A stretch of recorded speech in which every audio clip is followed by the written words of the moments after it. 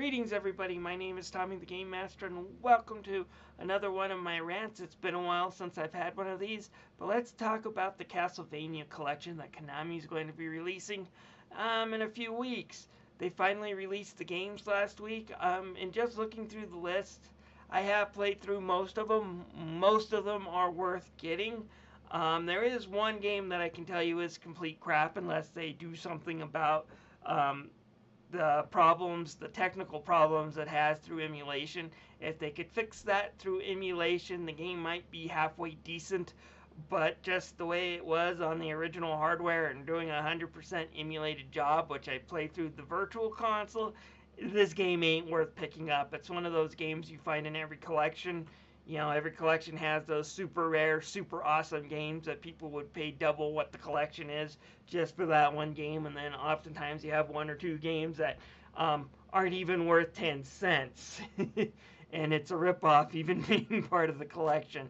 The game I'm talking about, the Game Boy game I'm talking about, fits that. So, anyways, let's go through the list and I'll tell you what I think of them. You have the original Castlevania for the NES. It was a pretty good game for its time. It's a bit hard. The final two bosses, Death and Dracula, can be really, really frustrating, as well as some of the final areas. But overall, I think it's aged decently. And it's worth picking up. Hopefully they'll have some emulator save points like you could find in the NES Classic version or even a lot of the Virtual Console versions. You know, some quick saves, and this game isn't too unbearable. Then we have Castlevania 2 Simon's Quest. I hope, but I doubt it, but I hope Konami does do some editing to the files here.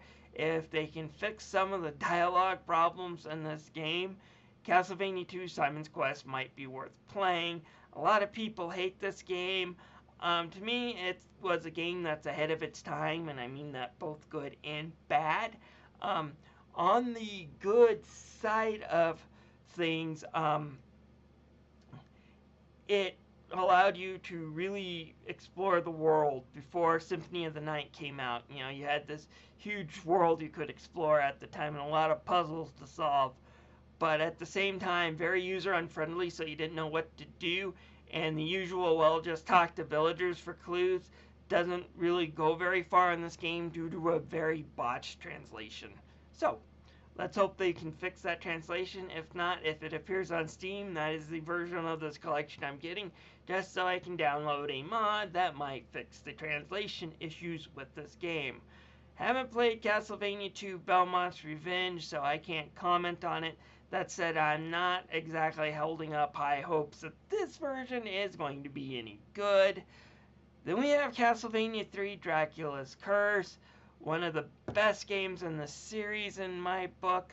I hope that we get the Japanese version, or more based on the Japanese version, mainly because the Japanese version had better music and was slightly easier difficulty too.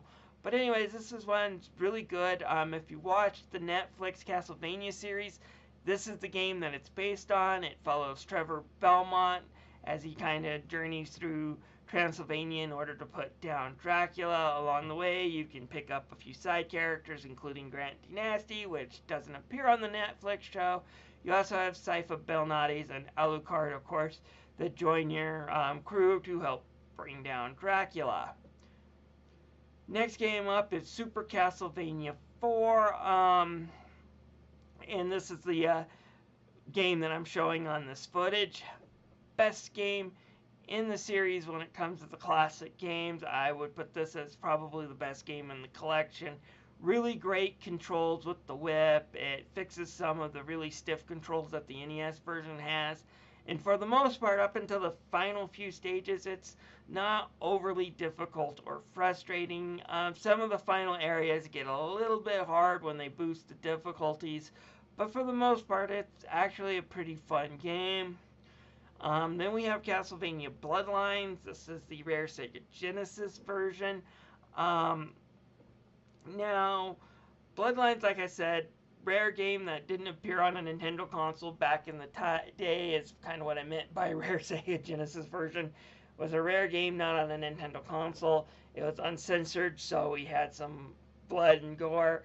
That said, Konami kind of Bayou Billy'd this game a little bit. And for those who don't understand the reference, The Adventures of Bayou Billy is a really hard to the fact that it's just plain broken NES game released by Konami. It's almost unplayable. Getting past the driving sections is almost impossible without a load of patience. You play the original Famicom version of that game called Mad City, and what you are is in for a really easy, breezy, quick action game that's actually really enjoyable. But Konami, wanting to avoid getting damage from Blockbuster and video rental stores, decided to increase the challenge in that game to the fact that they broke it. And Castlevania Bloodlines suffers from some of that philosophy. Bayou Billy was the worst. Castlevania Bloodlines isn't quite that bad. What they do is, unlike the other Castlevania games that give you unlimited continues, Bloodline limits your continues to like 5, and then afterwards you're back to the beginning of the game. Again, emulator save states will prevent that from being a problem, but I hope they either take those out or give us the Japanese version of the game that doesn't have that problem in it. Next is Kid Dracula. Now this one, just looking at some of the artwork I've seen on the internet of it, kind of confuses me just a little bit. Kid Dracula says Game Boy, and when it was released over here stateside, it was released on the Game Boy. That said, it did have a Famicom release, and they were working on an NES port for overseas, but it was canceled. Why?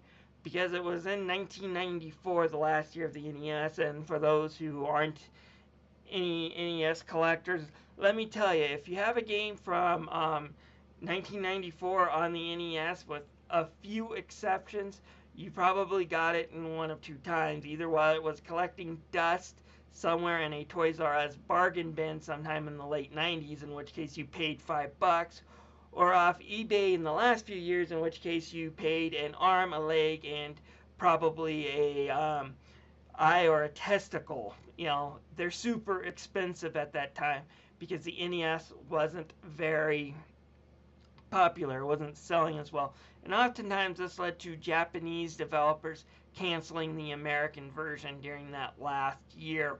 Mega Man 6 came here stateside because Nintendo bailed it out. Otherwise, Capcom was going to cancel that game. Just to give you an example of that, Kid Dracula fits there. It falls into that category.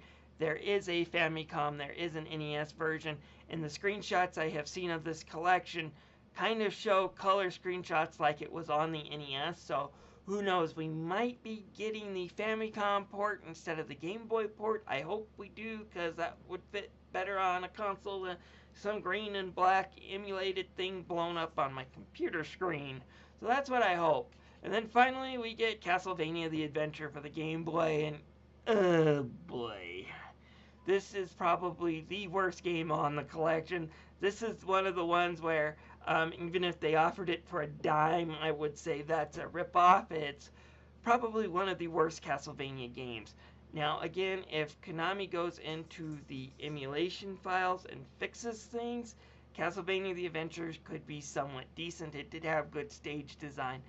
Problem was, it was on the Game Boy, and whoever programmed it didn't take into the technical limitations of the Game Boy, so it suffers from lag and slow down up the wazoo. And unless they fix something in the emulation, if they do a pure emulated port of Castlevania the Adventure, you're expecting a miserable time from the get-go. There is nothing really fun about this game.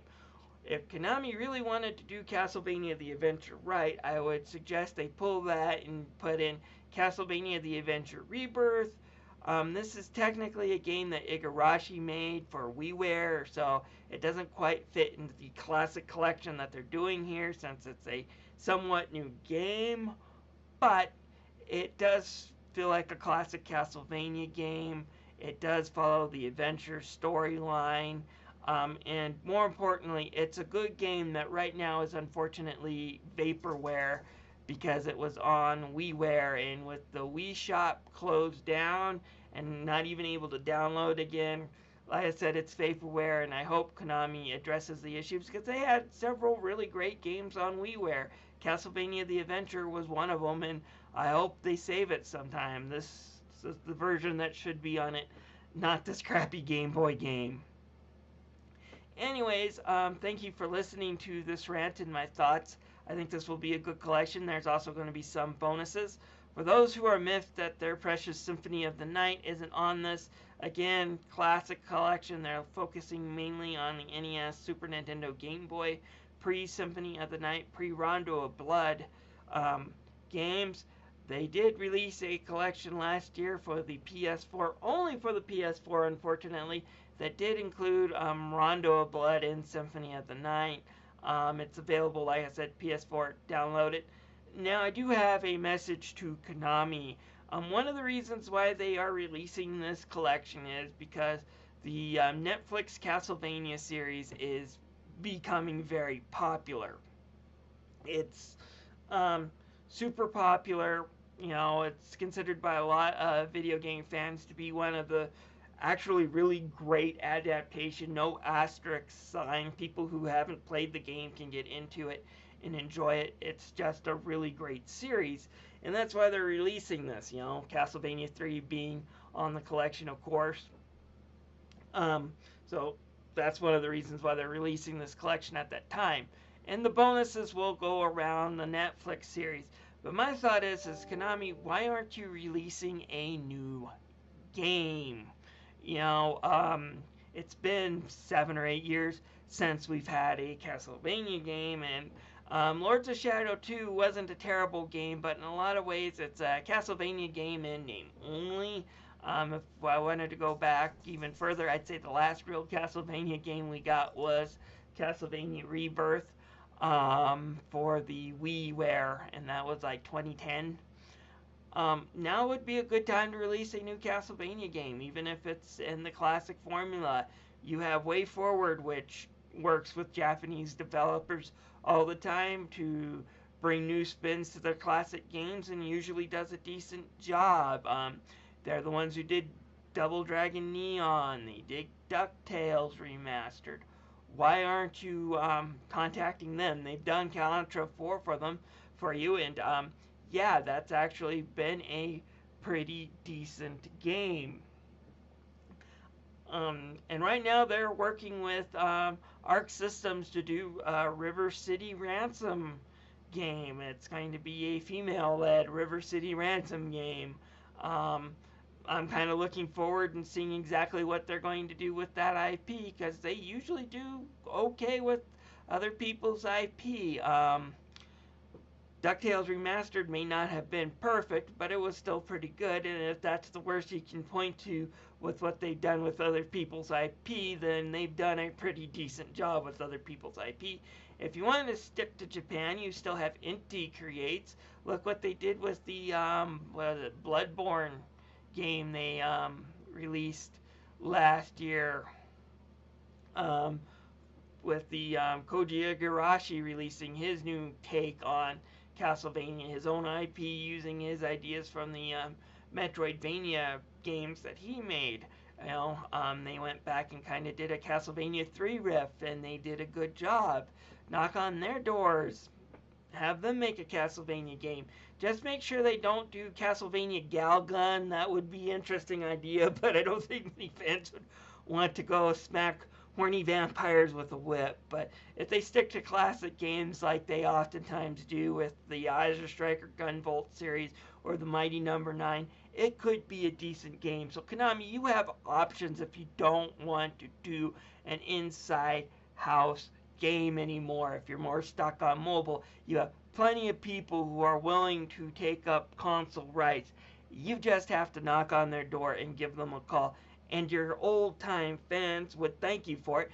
Maybe enough for a few days not to refer to you on Twitter without the 3 extra letters they like to add to your name whenever they use a hashtag. Anyways, this is Tommy the Game Master, thanking you for listening to this rant and my rambling. If you have any comments, feel free to leave them down below.